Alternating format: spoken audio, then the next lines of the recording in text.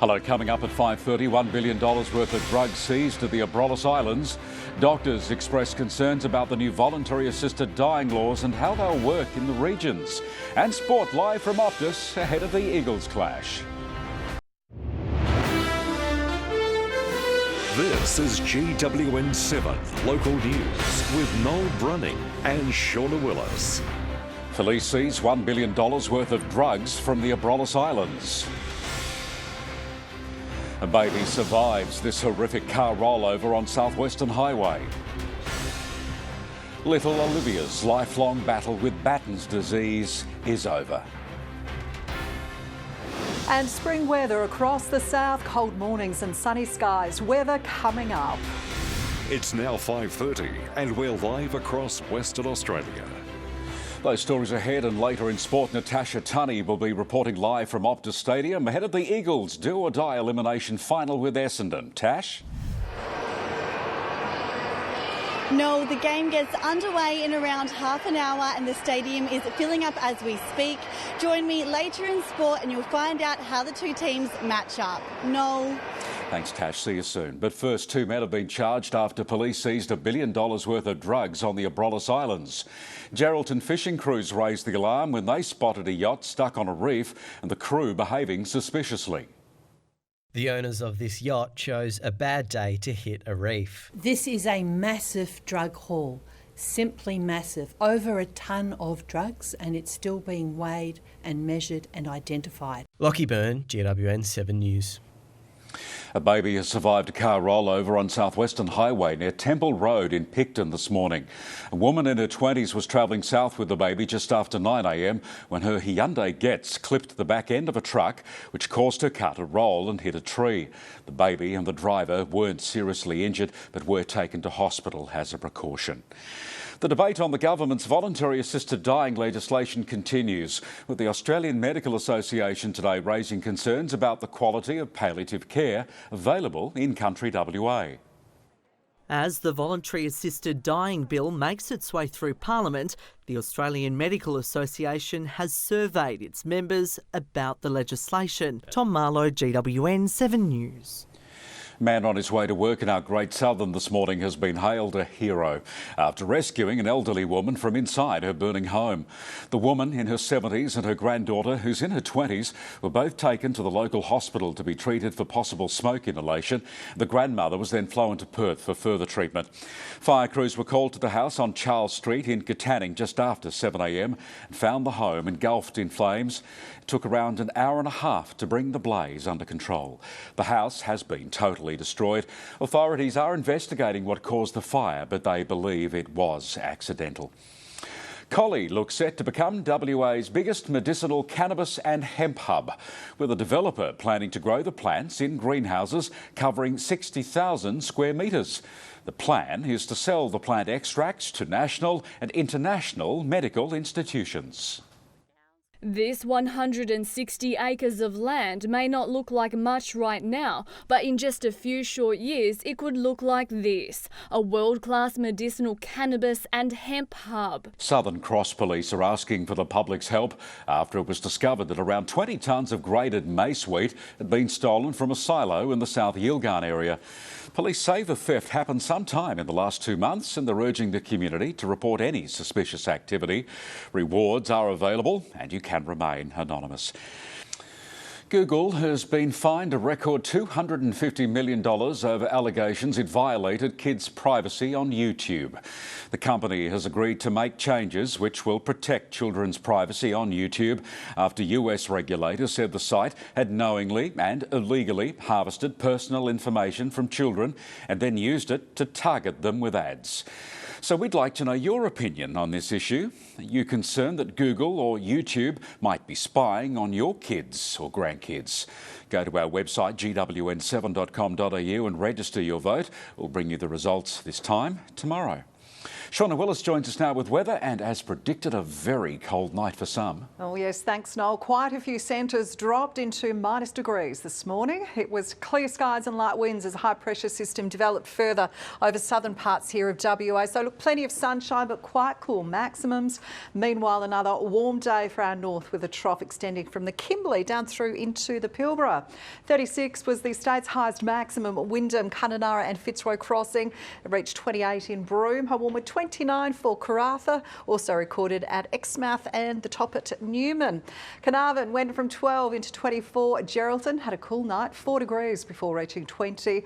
And it's been a mild Thursday across the Goldfields, 16 for Kalgoorlie Boulder after a low of 3.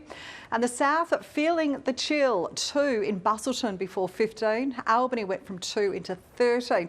Now -2 was the coldest that it dropped overnight at Collie, Lake Grace and Wandering, and Esperance had a nice warm 14 there today. Scattering of drizzle patches well south with some heavier reports till 9 this morning coming from the south coast. We had the 9 millimetres there at Hopetoun North and Bremer Bay, 4 mils at Albany Airport, and today the sunshine clearing all the rain. The weather wall, and thanks to Bella, Bailey and Sky from the Year 8 class at Nannup District High at Kirakara campus in the interior. Hello to Eamon, Titus and Nikayla.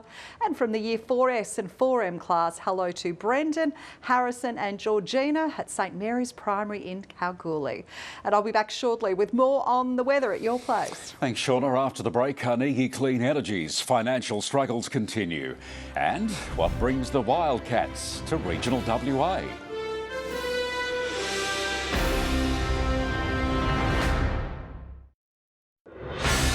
Stay in touch 24/7 at GWN7.com.au. Carnegie Clean Energy has given itself another 2 weeks to raise enough money to resume trading on the Australian Stock Exchange. The company collapsed after the state government cancelled its $16 million Albany Wave Farm project. It's told shareholders it needs to raise a minimum of $5.5 million to start trading on the ASX again and to continue developing its wave energy technology. The deadline for that fundraising was originally set for yesterday, but has now been extended for another fortnight. The Perth Wildcats made a stop in Bunbury today ahead of their pre-season clash against the Adelaide 36ers this Friday night at the Southwest Sports Centre.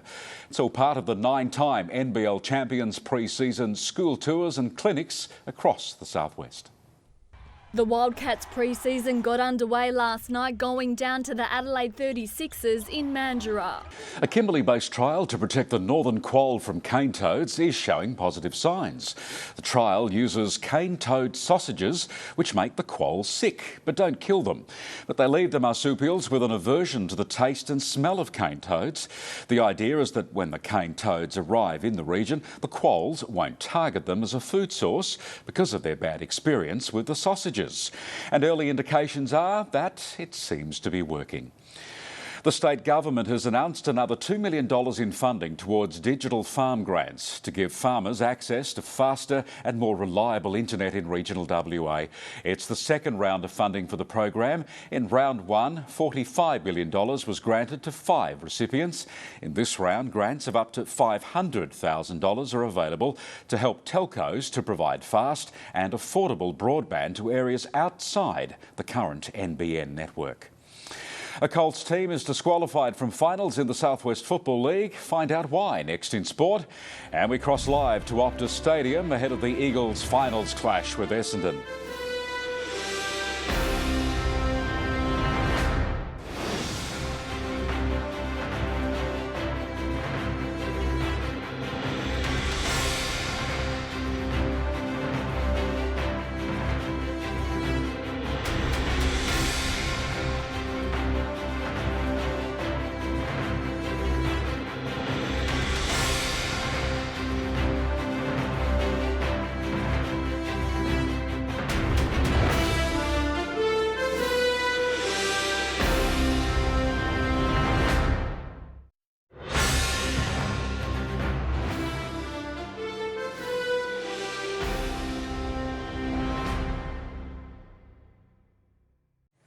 The West Coast Eagles elimination final against Essendon is due to get underway in just under 20 minutes.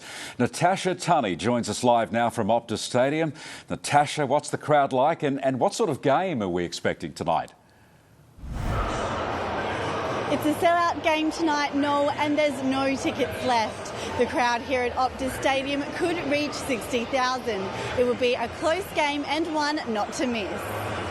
We caught up with the West's Steve Butler today to get his analysis on tonight's big game. I mean, it's a fascinating rivalry in terms of what they've done in the finals in the past few years too. Essendon haven't won a final for nearly 5,500 days. Natasha, Tunney, GWN7 News. In the Southwest Football League, the Augusta Margaret River Colt side has been disqualified from the finals series. The Eton Boomers Colt side played and lost to Augusta Margaret River last weekend, but since then it's emerged that they fielded an unqualified player in the elimination final, so that win has been reversed and awarded to the Boomers. They'll now play South Bunbury in the first semi-final on Sunday at Payne Park. And a player from Albany's Railways Football Club has won Best and Fairest in the local Colts competition. Hard-working Tiger 17-year-old Henrik Alfalke was awarded the Rod Gillies Medal after enjoying a brilliant season and making his league debut for the club. Meanwhile, Mount Barker's Arthur Jones won the Warwick Proudlove Medal for the best player in the 16s competition. And tonight, the winner of the most prestigious Great Southern Football League award will be announced at the 61st Henry Kleeman Medal vote count. And that's sport tonight, live from Optus Stadium. Noel. Thanks, Tash, and go the Eagles. Shauna Willis back next with a look at tomorrow's weather. And then ahead in 7 News, see how masked bandits kidnapped and robbed a grandfather for guns.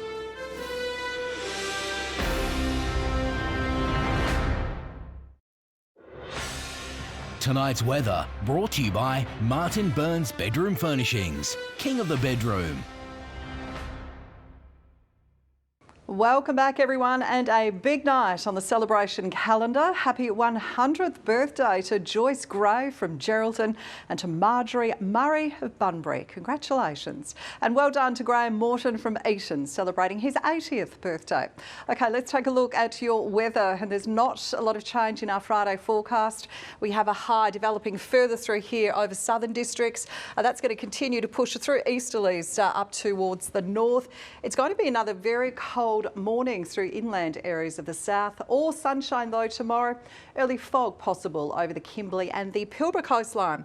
Now, weak front brushing just this western south coast here early on Saturday with showers possible from Bunbury down through to Albany. They certainly won't be heavy showers. A widespread morning frost through inland southern districts. Otherwise, once more, sunshine south and more of that early fog to the northern coastline. Sunday is mostly sunny right across the state. We're looking at temperatures into the high 30s to the far north. Early fog once more possible to the Kimberley and Pilbara coast, while south maximums should reach from the high teens into the low 20s. And then for Monday, a high pretty much dominating the nation's weather pattern, clear and warm to the northern half after early fog to that north coast, and it is mostly sunny for the south. Plenty of sunshine for the next few days. Ahead north tomorrow, a warm 36 for Halls Creek, Kununurra also the top there for Wyndham. It's clear skies for Broome, looking at 30, and then into the Pilbara, a sunny 28 in Karratha. Port Hedland's looking at 29, 28 the top for Exmouth, also for Onslow. It's all clear skies for Carnarvon, 27, a windy 25 in Denham. Murchison looking at 27. In Kalbarri, 26 degrees there tomorrow, and for Geraldton, 23. 2 in Bunbury before a sunny 17. Another chilly morning for Collie, for much of the south in fact. It's a sunny 18 for Albany, 18 in Bridgetown after -1. And that's the overnight low for much of the Wheatbelt before reaching 20 in Southern Cross. -1 in Lake Grace before a sunny 18, dropping to -2 in Norseman overnight. A low of 2 in Kalgoorlie Boulder before sunshine and 19, and it should reach 22 there tomorrow for Leinster. Let's check northern waters. A strong wind warning has been issued for waters off the Gascoyne coast here, spreads to 25 off Ningaloo. Conditions are pretty fresh for western waters, reaching 25 knots off that Geraldton coastline. North-northwesterlies to 20 off Lewin. For Albany waters, expect strength to 20 knots, but generally 10 to 15 off Esperance and Eucla. Now, the heat continues for Brisbane tomorrow, 34 degrees. Perth is forecast a sunny 20, but after a low of just 3 degrees degrees. So Noel, very cold oval tonight for the Eagles at Optus. OK, thank you, Shauna. We'll see how we go. That's GWN7 News for another Thursday. We're back later with updates. For news at any time, head to our website, gwn7.com.au, or join the conversation on our Facebook page. 7 News from Perth is next on GWN7. The footy is across on 7 Mate. Good night, Western Australia.